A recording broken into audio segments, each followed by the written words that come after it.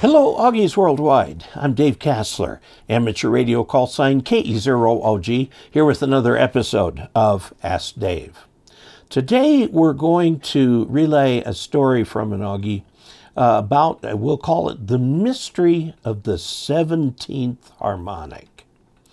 And this is something that kind of combines aviation and shortwave radio.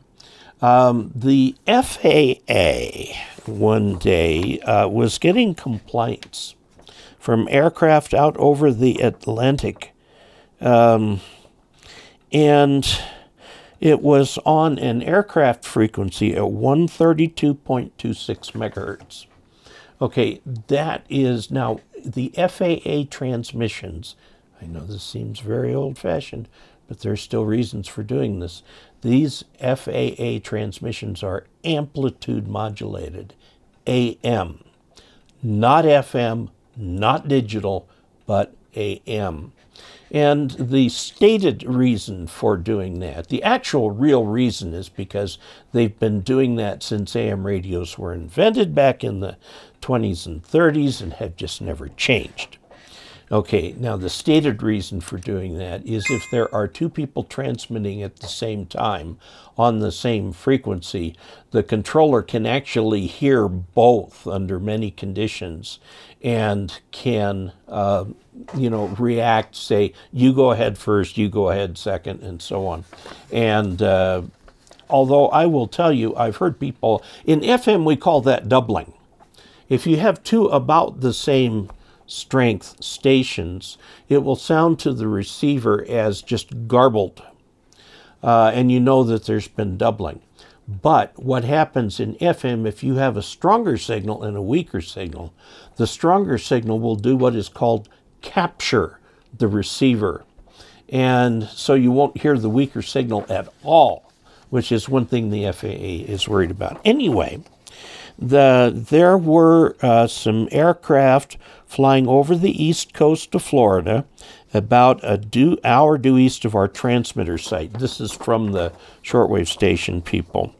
And he said some airplanes flying over the east coast of Florida, about an hour due east of our transmitter site, heard Christian programming on the channel, and so the investigators came to visit us because they got a call sign. Now, obviously, the shortwave station is on shortwave, okay, not up on a VHF frequency talking to a radio. So what could be happening? And this is what they came up with. It was really interesting here.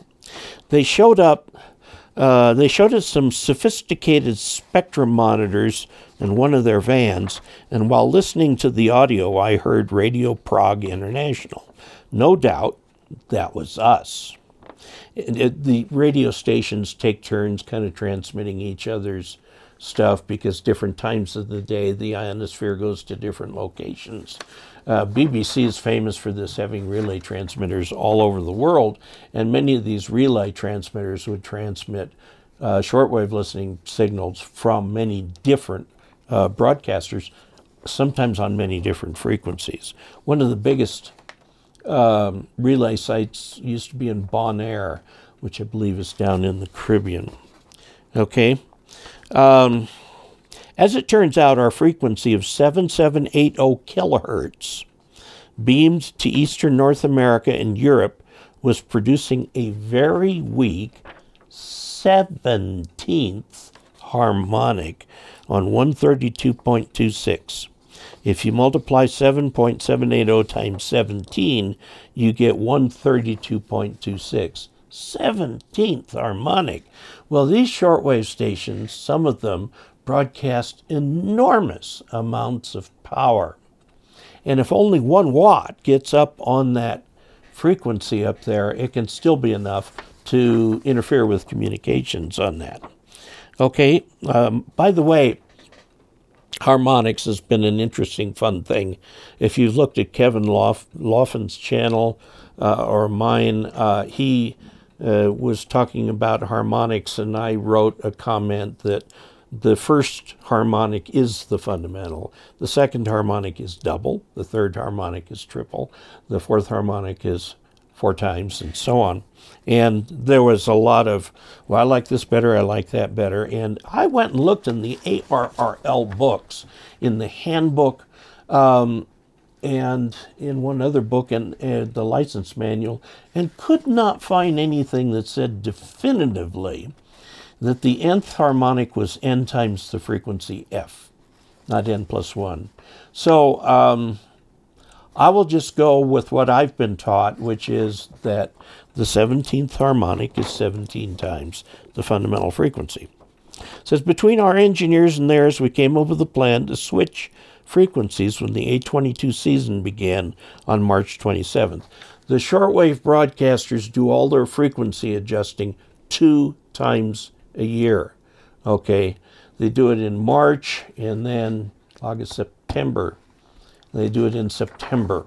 Okay, so this month, which is September 2022, there will be changes in times, frequencies, programs, and so on. They try and keep it stable for about 6 months in between, and they're constantly changing things around. There aren't nearly as many broadcast stations today as there used to be, but they're still around. And if what's happening in the Ukraine furthers the division between East and West, you'll start to see government-sponsored, I would say, propaganda stations rise up again on shortwave. Okay, so for a few years we'd been using 7780 kilohertz on a 40-40 degree beam to Europe on our transmitter number 1 and 7730 kilohertz on our 285 degree beam. They use rhombics and things like that, to Mexico on transmitter number 13. The problem was the 17th harmonic of 7780 on the 40-40 degree beam, which went right over the airport in Vero Beach. Okay, and those rhombics have a very low transmission angle, very low.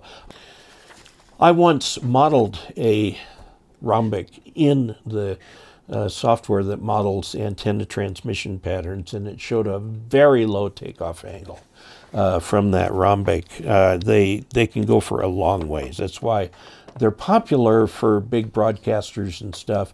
The average ham doesn't have the land or the money to put one of those up.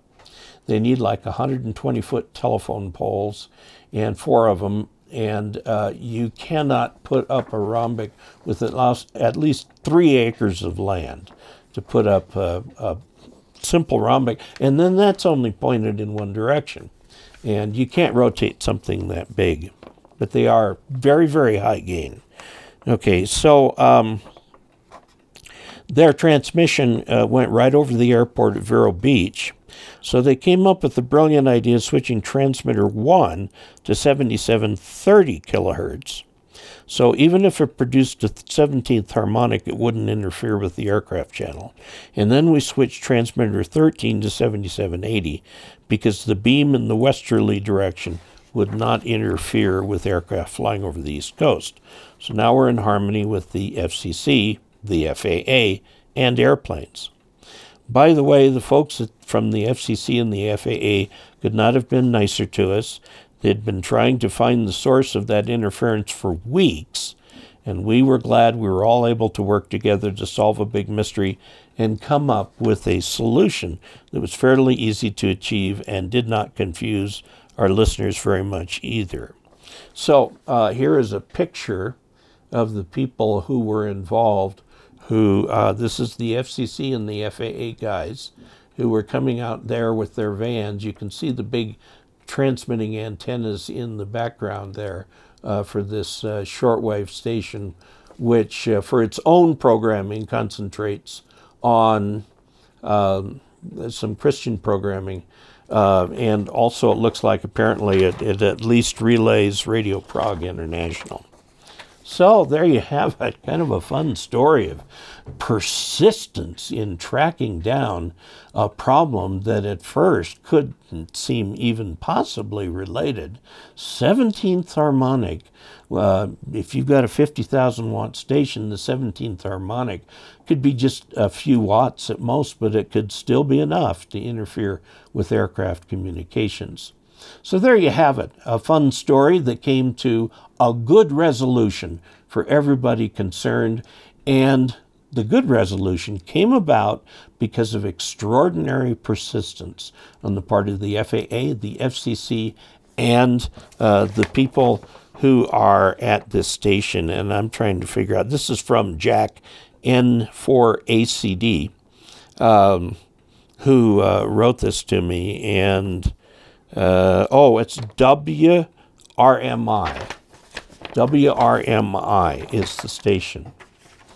Now, before I sign off, I'd like to pay a special thanks to KM6JGH. KM6JGH is my most recent patron.